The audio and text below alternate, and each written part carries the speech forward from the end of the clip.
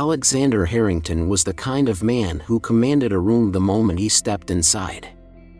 As the CEO of Harrington and Company, one of New York's most powerful private equity firms, he was a financial titan with an undeniable presence, sharp blue eyes that could cut through negotiations, a jawline chiseled like it was made for magazine covers, and a confidence that bordered on arrogance. Eleanor Whitmore, in contrast, was the picture of refined grace. Born into the Whitmore Pharmaceuticals dynasty, she had inherited not just wealth but a deep-rooted sense of responsibility. Raised in Boston, she had spent her youth dreaming of becoming a doctor, following in the footsteps of her grandfather, a pioneer in cancer research. But fate had different plans.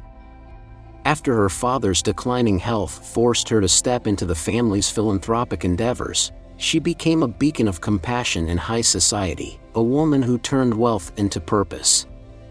When Eleanor and Alexander met at a charity gala hosted by the Red Cross in Manhattan, the press couldn't get enough of them. The photographs were dazzling, him in a perfectly tailored midnight blue tuxedo, her in an ivory gown that shimmered under the chandeliers of the Metropolitan Club. The public saw a storybook romance, but those closer to them saw a well-calculated merger of two dynasties. The wedding was nothing short of a royal affair, held at the sprawling Whitmore estate in Newport, Rhode Island. Guests dined on filet mignon, Maine lobster, and an extravagant 7-tier cake adorned with gold leaf. The air was filled with the scent of white roses imported from France, and a string quartet played as Eleanor walked down the aisle in a gown designed by Oscar de la Renta. It was the wedding of the decade, splashed across the covers of Town and Country, Forbes, and the New York Times Society section. Yet behind the gleaming facade, cracks had already begun to form. Eleanor had entered the marriage with hopes of a real partnership, one where she and Alexander could blend their strengths, building both a family and a legacy of impact. But Alexander had a different vision. To him, marriage was a strategic move, a consolidation of power that gave him access to the vast resources of Whitmore Pharmaceuticals. He thrived on control, expecting Eleanor to play her part, to be the perfect society wife, to attend events, maintain her image, and support his ever-expanding empire. At first, Eleanor played along. She smiled at fundraisers, made toasts at corporate dinners, and nodded politely as Alexander networked with politicians, investors, and the occasional European royalty. But as the years passed, her role began to suffocate her. Her efforts to focus on medical philanthropy and global healthcare initiatives clashed with Alexander's priorities. "We have our own image to maintain," he would remind her whenever she pushed for funding research into rare diseases or mental health programs. "Stick to the causes that keep us in the right circles." His need for control extended beyond their public life. He dictated what events they attended, what friends she kept, even what she posted on social media. At first, she dismissed it as his way of ensuring their success, but soon, it became clear he didn't see her as an equal partner but as a carefully curated extension of himself. Eleanor's mother, Margaret Whitmore, saw the signs before her daughter did. "Marriage isn't just about shared wealth, Ellie," she had warned over afternoon tea at the Whitmore family townhouse on Beacon Hill. "You need to ask yourself if this is a man who truly values you, or if he just values what you represent." Eleanor brushed off her mother's concerns, unwilling to believe that the man who had once whispered sweet promises under the stars could be so calculating. But the evidence was mounting. Alexander's work hours stretched later and later. His business trips became more frequent, often at the most exclusive resorts in Aspen, Miami, or the south of France. He spent more time at lavish penthouse parties, surrounded by models, actors, and socialites who were all too eager to bask in his wealth and power. And yet, in public, he and Eleanor continued to play the part of the golden couple. They held hands at charity balls, smiled at the cameras, and posed for Vanity Fair's Most Influential Couples issue. The world believed their love story, but behind closed doors, the foundation of their marriage was crumbling. Eleanor found herself lying awake at night in their 9,000-square-foot Greenwich estate, staring at the empty side of the bed where Alexander should have been. The loneliness weighed on her, heavier than the $1 million engagement ring on her finger.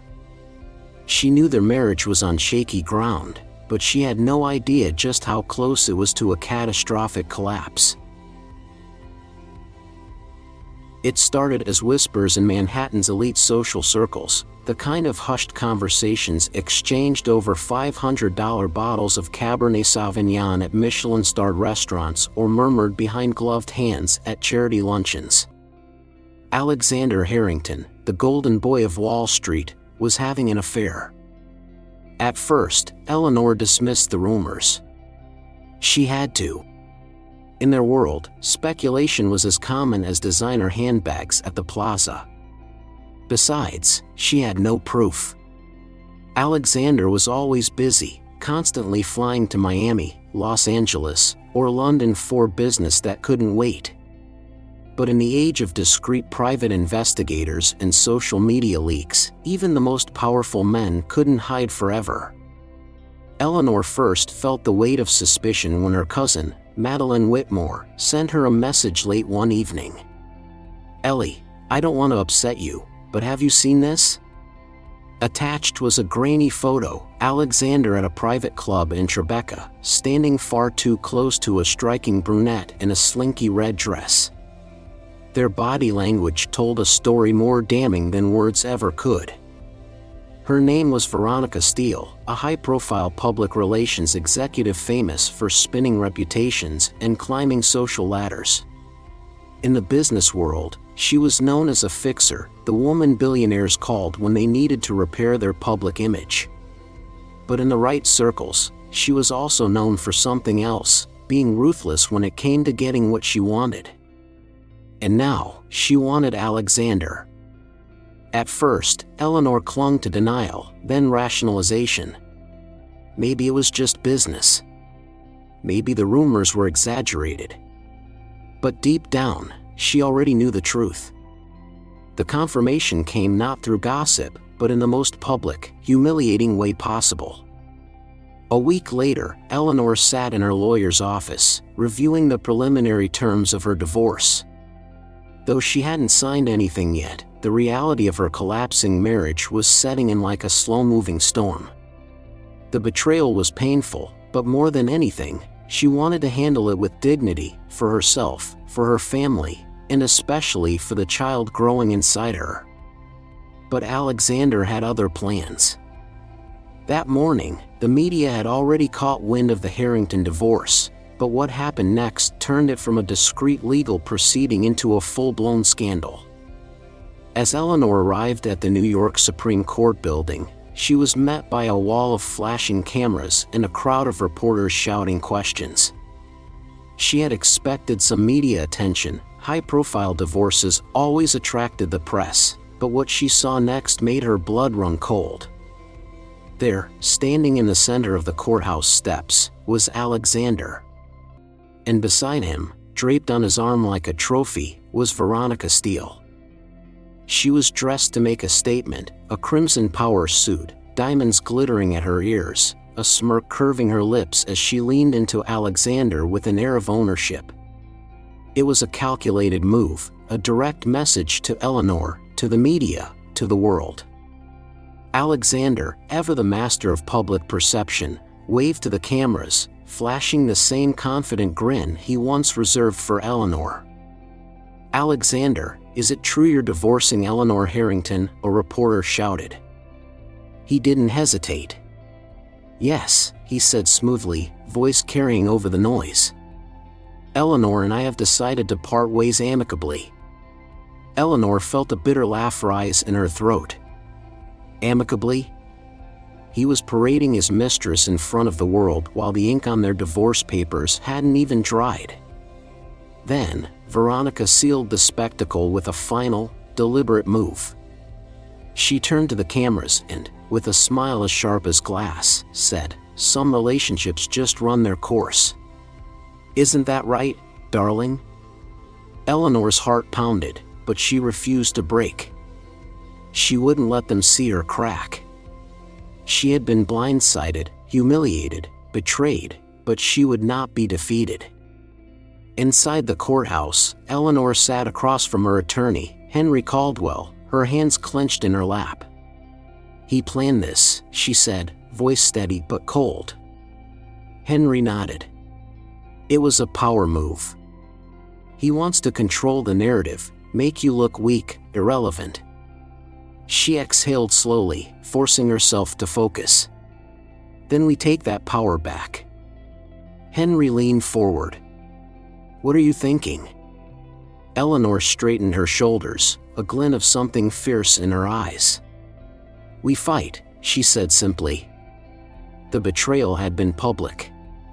The humiliation had been strategic, cruel, meant to break her. But what Alexander didn't know, what Veronica certainly didn't anticipate, was that Eleanor was far stronger than they thought. She wasn't just going to survive this. She was going to destroy him. The weight of betrayal was still settling in when Eleanor Whitmore sat in her doctor's office, unaware that the next few minutes would change her life forever. She had initially dismissed the exhaustion, the waves of nausea, the uncharacteristic mood swings. Stress, she told herself. Heartbreak takes a toll on the body. The anxiety of watching her marriage collapse, the humiliation of Alexander's public betrayal, the non-stop media circus, it all had to be the cause. But when her symptoms persisted, her mother, Margaret Whitmore, gently suggested a checkup. Just to be sure, she had said, offering her daughter a cup of chamomile tea in the grand sitting room of the Whitmore townhouse in Boston. "Your father always believed in taking care of your health first. Everything else comes second."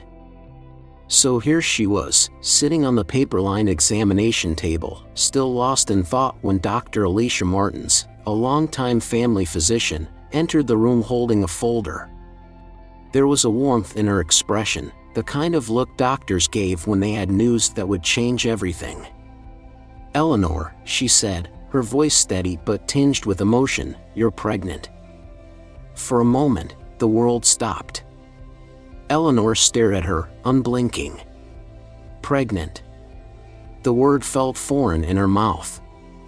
She had dreamed of children, had once imagined late Sunday mornings with a baby in her arms, the scent of pancakes filling the kitchen as Alexander laughed over coffee.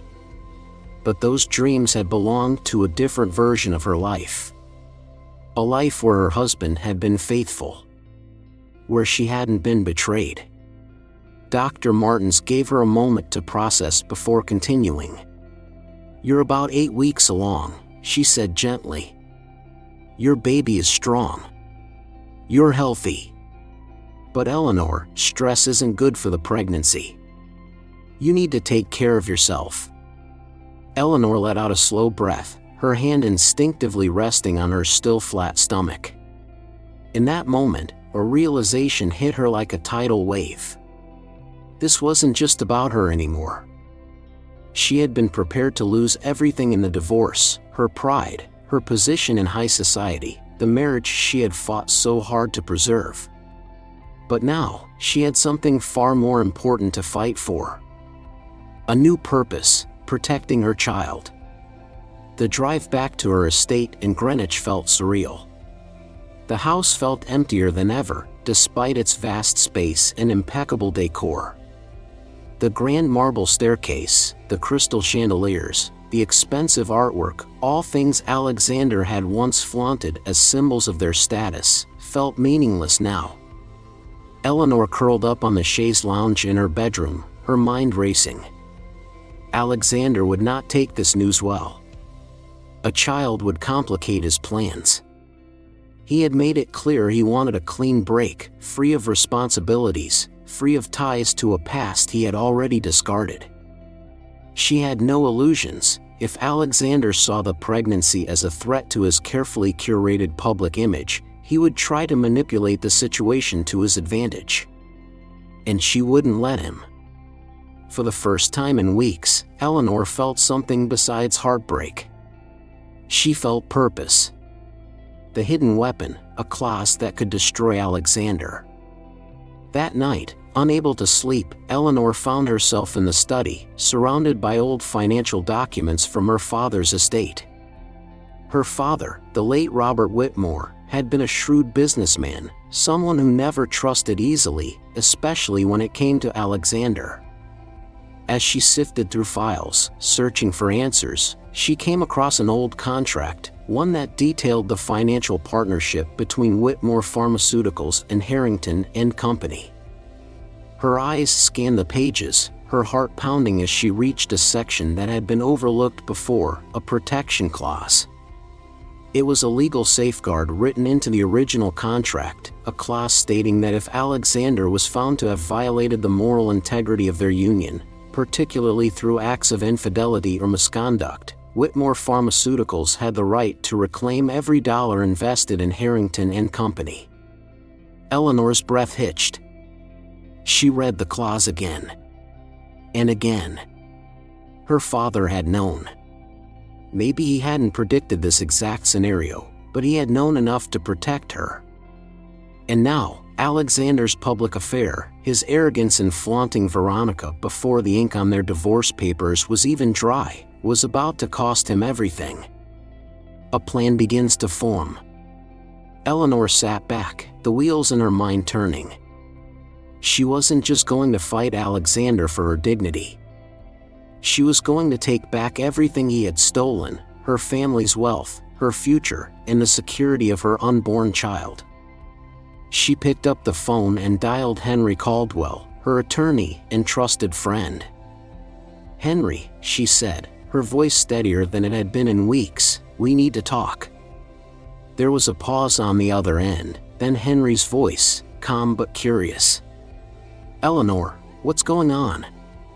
She exhaled, gripping the contract in her hands. "I found something. And I think it's going to destroy Alexander."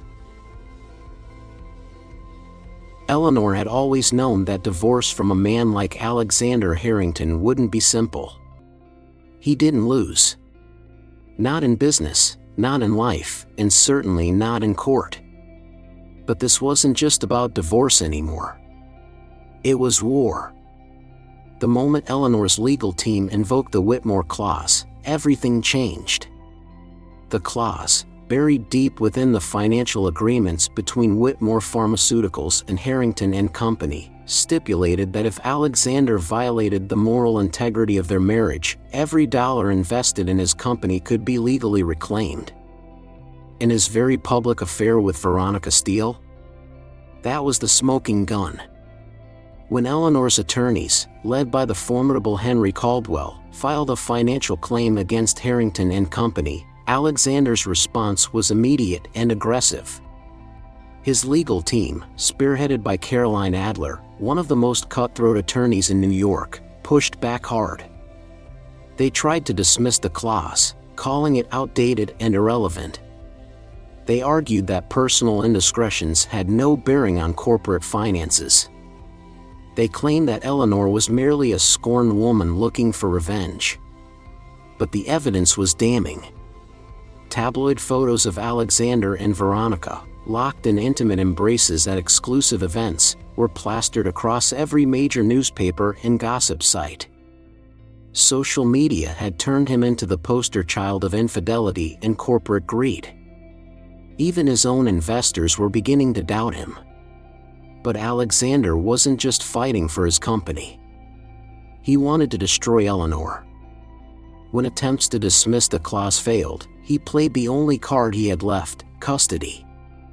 Late one evening, Eleanor sat in her family's estate in Boston, reviewing court filings when Henry Caldwell's phone call shattered the fragile calm. "Eleanor," he said, his voice tense, "Alexander's lawyers just filed for full custody of the child." She gripped the edge of the desk. "What?" "He's arguing that you're emotionally unstable, unfit to be a mother given the stress of the divorce." he's also pushing the idea that his financial resources would provide a more stable environment for the baby. Eleanor felt a surge of white-hot anger. The same man who had humiliated her in public, who had made it clear he wanted to move on with Veronica, was now trying to steal her child. This wasn't just about winning anymore. This was about survival. But Eleanor had something Alexander didn't: public support. Thanks to her father's philanthropic legacy, the Whitmore name carried respect and admiration. When news broke that Alexander was suing for custody of an unborn child, the public turned on him. Headlines screamed, "Alexander Harrington's ruthless custody battle, using his own child as a weapon? Billionaire divorce turns ugly, will Eleanor Whitmore lose everything?" From tycoon to tyrant, is Harrington and Company on the brink of collapse? Even business analysts weighed in, questioning if Alexander's personal scandals were compromising his judgment as CEO. For the first time in his career, his power was slipping. Eleanor refused to be bullied. With Henry's legal team, she countered every accusation, proving that she was financially stable and fully capable of raising a child. Alexander's affair and reckless behavior showed he lacked the moral standing to demand custody. The Whitmore clause was ironclad: he had no way out.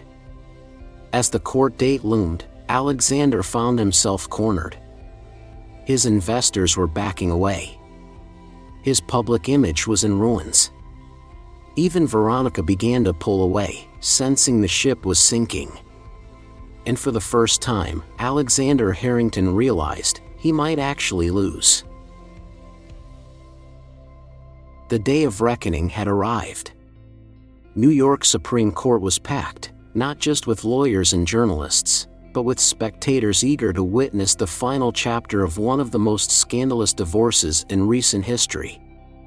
Eleanor Whitmore walked into the courtroom with quiet confidence, her 6-month pregnancy visible beneath her tailored navy dress.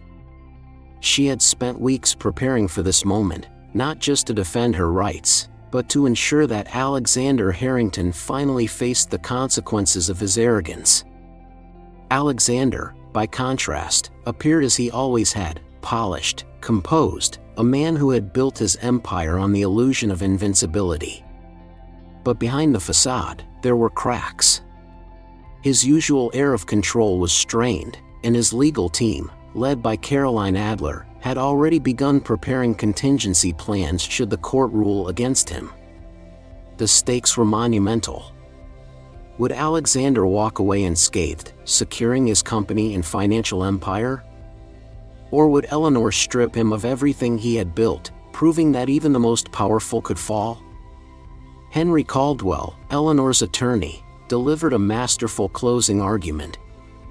"Your Honor," he said, pacing in front of the judge, "we are not simply discussing a failed marriage.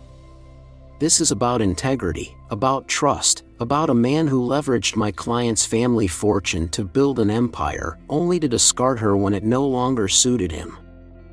He laid out the evidence piece by piece.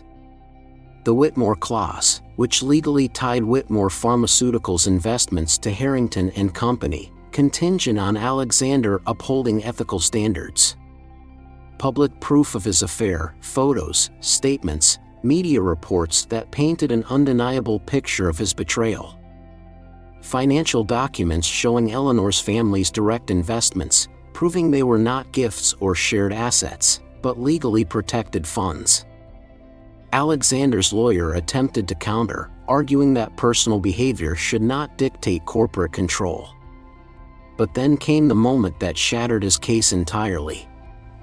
Henry introduced emails and internal documents showing that Alexander had deliberately shifted Whitmore funds into high-risk ventures without Eleanor's knowledge. Gasps rippled through the courtroom. Even the judge's expression hardened. This wasn't just a marital dispute anymore. This was financial misconduct. After hours of deliberation, Judge Margaret Goldstein returned with her ruling. The court upheld the Whitmore clause. All funds from Whitmore Pharmaceuticals invested in Harrington and Company were to be immediately reclaimed, along with all profits earned from those investments. Alexander was ordered to pay substantial financial restitution to Eleanor, ensuring her and their unborn child's security. His custody claim was dismissed outright. The court saw his attempt to use the unborn child as leverage as manipulative and unfounded. The moment the ruling was read, Alexander's world collapsed. The ruling sent shockwaves through Wall Street. Harrington and Company's stock plummeted. Investors, already wary of Alexander's tarnished reputation, began pulling out. Major business partners distanced themselves, not wanting to be associated with a scandal-ridden CEO. The media had a field day, dubbing the case the most expensive divorce in Wall Street history. Veronica Steele, the woman Alexander had risked everything for, vanished from his life within weeks. Without his wealth and influence, she had no reason to stay. And Eleanor? She returned to Boston, where she quietly prepared for the birth of her daughter, Aurora. She refused to give public statements, letting the facts and Alexander's downfall speak for themselves. For all his power, all his arrogance, Alexander Harrington had finally lost. The courtroom battle was over. Eleanor had won. She walked out of the New York Supreme Court with her head held high, the final ruling securing everything she had fought for: her financial independence, her child's future, and most importantly, justice for the betrayal she had endured. Alexander Harrington, once a man who seemed untouchable, had been publicly and legally dismantled. His wealth, his company, his carefully curated image, all reduced to ruins by the very arrogance that had led him to believe he could betray his wife without consequence. Eleanor had never wanted revenge. She had wanted freedom. And now, she had it. In the weeks following the court's verdict, Alexander's world unraveled at a staggering pace. The financial consequences of the Whitmore clause were devastating. Forced to return millions to Whitmore Pharmaceuticals, Harrington and Company entered a financial tailspin. Investors withdrew, major clients cut ties, and within months, the company was forced into liquidation. Alexander, once the golden boy of Wall Street, was now a disgraced businessman, dodging creditors and watching his empire crumble. The tabloids had a field day. From king of finance to cautionary tale, the fall of Alexander Harrington. Betrayal has a price, how one man's affair cost him everything. Veronica Steele vanishes, no more riches, no more romance. The last one stung the most. Veronica Steele, the woman Alexander had risked his marriage for, had disappeared almost overnight. Without his wealth and power, she had no reason to stay. She moved on to another high-profile client, someone still powerful, still influential. Alexander had been nothing more than a stepping stone.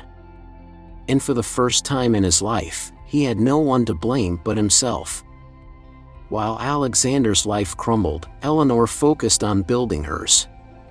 She moved back to Boston, returning to the Whitmore family estate, a place that had once felt like a relic of the past but now provided comfort and stability.